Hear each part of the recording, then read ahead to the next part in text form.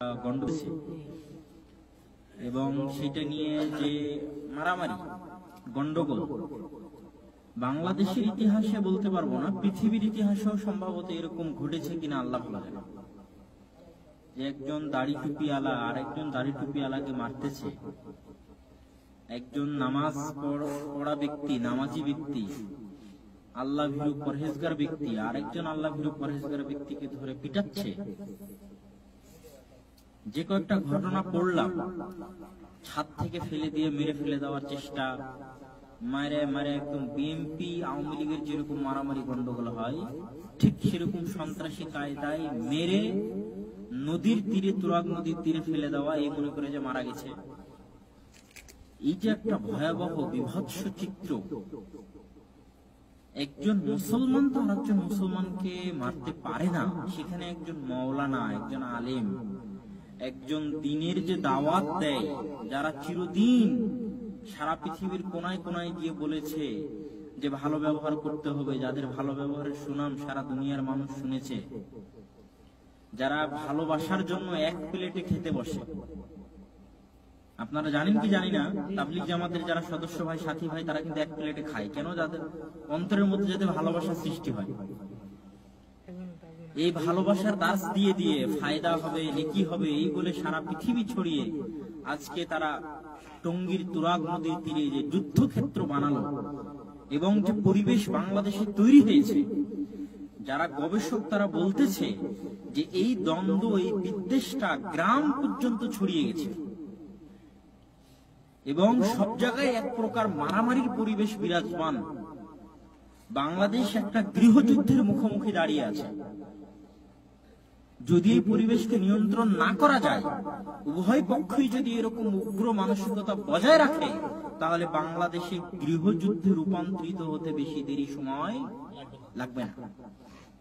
আজকে সিরিয়াতে যেমন মুসলমানে মারামারি করে মারা যাচ্ছে, আরো বিভিন্ন দেশে যেমন মুসলমানে মারামারি করে মারা যাচ্ছে, একই অবস্থা বাংলাদেশে তৈরি হওয়ার উপক্রম হয় এরকম ভাব।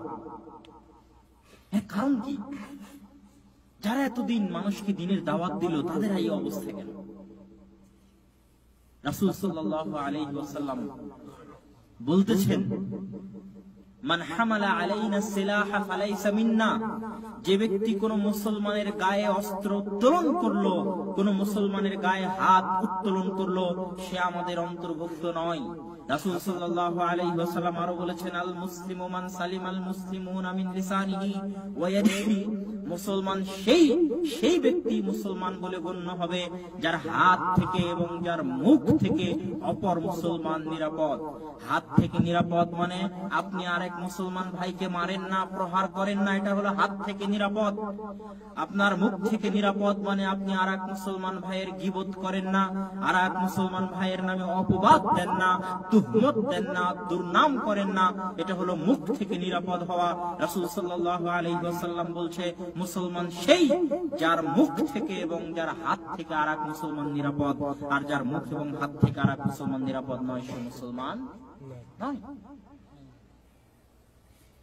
আল্লাহ সুবহানাহু ওয়া তাআলা পবিত্র কোরআন মাজিদে বলছেন, মান কাতালা মুমিনান মুতাআম্মিদান ফাজাযাউহু জাহান্নাম, যে ব্যক্তি অন্যায়ভাবে কোন মুমিনকে হত্যা করলো, তার থাকার জায়গা জাহান্নাম। সে জাহান্নামে চিরস্থায়ী থাকবে। তার উপর আল্লাহ সুবহানাহু ওয়া তাআলার অভিশাপ এবং আল্লাহ সুবহানাহু ওয়া তাআলা তার জন্য কঠোর শাস্তি প্রস্তুত করে রেখেছেন। একাধারে আল্লাহ এতগুলো শাস্তির কথা বলছেন ওই ব্যক্তির জন্য যে ব্যক্তি আরেকজন মুমিনকে অন্যায়ভাবে হত্যা করেছে। রাসূল সাল্লাল্লাহু আলাইহি ওয়াসাল্লাম হাদিসে বলছেন, আল্লাহ সুবহানাহু ওয়া তাআলা কোন একজন মুমিনকে যদি কেউ অন্যায়ভাবে, কোন একজন মুমিনকে যদি সারা দুনিয়ার মানুষ অন্যায়ভাবে হত্যা করে, লাউ কাতালা আহাদুন মুমিনান, যদি সারা দুনিয়ার মানুষ, জামিউ আহলিদ দুনিয়া, সারা দুনিয়ার মানুষ কোন একজন মুমিনকে অন্যায়ভাবে হত্যা করে, তাহলে আল্লাহ সুবহানাহু ওয়া তাআলা সারা দুনিয়ার মানুষকে জাহান্নামে নিক্ষেপ করতে দ্বিধাবোধ করবেন না।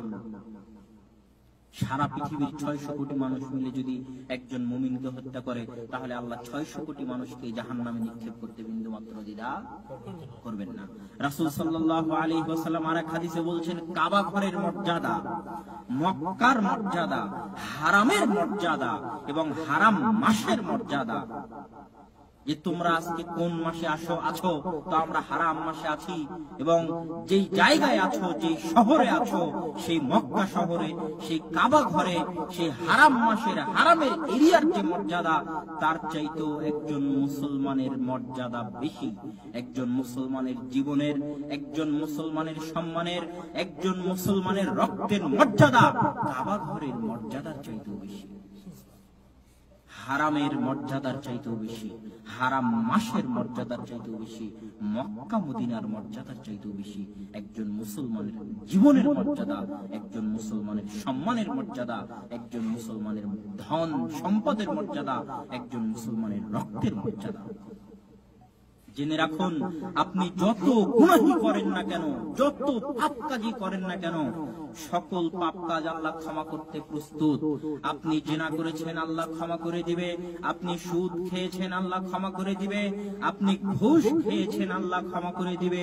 আপনি গান বাজনা শুনেছেন, আল্লাহর কাছে তওবা করেন, আল্লাহ ক্ষমা করে দিবে। কিন্তু আপনি যদি আপনার মুসলমান ভাইয়ের হক অন্যায়ভাবে মেরে থাকেন, তার গায়ে অস্ত্র উত্তোলন করে থাকেন, তার নামে গীবত, তুহমাত, অপবাদ দিয়ে থাকেন, কুশ্চিনকালেও আল্লাহ এই গুনাহ ক্ষমা করবে না। যদি কাবা ঘরের চাদর আঁকড়ে ধরে মরা পর্যন্ত তওবা করেন, তবুও আল্লাহ ক্ষমা করবে না, যতক্ষণ না আপনার সেই ভাই আপনাকে ক্ষমা না করে দেয়। যেই গুনাহগুলো ক্ষমা হয় না, সেই গুনাহগুলোর মধ্যে ভয়াবহতম গুনাহ হচ্ছে যেটা আল্লাহ ক্ষমা করতে পারেন না। আল্লাহ বলছেন, ইন্নী হারামতু যুলমা আলাইয়া, আমি আমার উপর অত্যাচার করাকে হারাম করে নিয়েছি, আমি ন্যায় বিচার করব। তা আমার কোন বান্দার তুমি 10 টাকা মেরে নিয়েছো, আর আমি যদি তোমাকে ক্ষমা করে দিই, তাহলে আমি ন্যায় বিচারক হতে পারলাম না। তুমি আমার কোন একজন বান্দাকে হত্যা করেছো, আর আমার কাছে ক্ষমা চাইবে, আমি যদি ক্ষমা করে দিই, তাহলে যে বান্দাকে তুমি হত্যা করেছো, আমি ওই বান্দার প্রতি অত্যাচার করলাম, আর আমি অত্যাচারকে নিজের উপর হারাম করে নিয়েছি, আমি অত্যাচারী নই। এই জন্য তুমি যাকে হত্যা করেছো তার কাছে ক্ষমা চাও, যার টাকা মেরে খেয়েছো তার কাছে ক্ষমা চাও, যার গীবত করেছো, যার নামে অপবাদ দিয়েছো তার কাছে ক্ষমা চাও। যদি সে ক্ষমা না করে, তাহলে আমি আল্লাহ, আমি ন্যায়পরায়ণ শাসক, আমি অত্যাচার করতে পারবো না আমার ওই বান্দার উপর, আমার ওই বান্দার হক নিয়ে আমি আল্লাহ ছিনিমিনি খেলতে পারবো না। এই জন্য আমি তোমাকে ক্ষমা করতে পারবো না। সম্মানিত উপস্থিতি, এত হাদিস, এত আয়াত, সব কিছু একজন মুসলমানের হকের জন্য, একজন মুসলমানের মর্যাদার জন্য। একজন মুসলমানের মর্যাদাকে রাসূল সাল্লাল্লাহু আলাইহি ওয়াসাল্লাম এত বেশি প্রাধান্য দিয়েছেন, এত বেশি প্রাধান্য দিয়েছেন যে বলেছেন, যদি তোমরা একসাথে 3 জন থাকো, তাহলে 2 জন আলাদা হয়ে কানে কানে কথা বলিও না, কাই ইউহসিনু আখাকুম, কেননা তোমরা 2 জন পরস্পরে একত্রিত হয়ে কানে কানে কথা বললে তোমার ওই তৃতীয় ভাইটি মনে মনে কষ্ট পাবে। একজন মুসলমানের কত হক, একজন মুসলমানের কত অধিকার আল্লাহ সুবহানাহু ওয়া তাআলা দিয়েছেন। এরপর আমরা আলাদা যদি বক্তব্য দেওয়ার চেষ্টা করি, ঘন্টার পর ঘন্টা বক্তব্য দেওয়া যাবে, হাদিস পেশ করা যাবে, শুধু মুসলমানের মর্যাদা নিয়ে, মুসলমানের হক নিয়ে আলোচনা করা যাবে। এই মুসলমানের হককে নষ্ট করে, লঙ্ঘন করে, পদদলিত করে আজকে যেইভাবে টঙ্গীর তুরাগ নদীর তীরে এক দল আর এক দল মুসলমানের উপর যেইভাবে হাত উত্তোলন করেছে, তার দৃষ্টান্ত, তার নজির পৃথিবীর ইতিহাসে পাওয়া যায় না। এর কারণ কি? যারা চিরজীবন কোরআন হাদিসের কথা বলল, তারা কেন এইভাবে একজন আর একজনের উপর হাত উত্তোলন করলো? আমরা দ্ব্যর্থহীন চিত্তে ঘোষণা করতে চাই, এর 1 নম্বর কারণ হচ্ছে অজ্ঞতা। আপনি সারা জীবন চিল্লা দিলেও আপনার অজ্ঞতা দূর হবে না, কেননা আপনি চিল্লায় বসে যেই বই পড়েন, ওই বইয়ের মধ্যে কোনো হাদিস কোরআন নাই।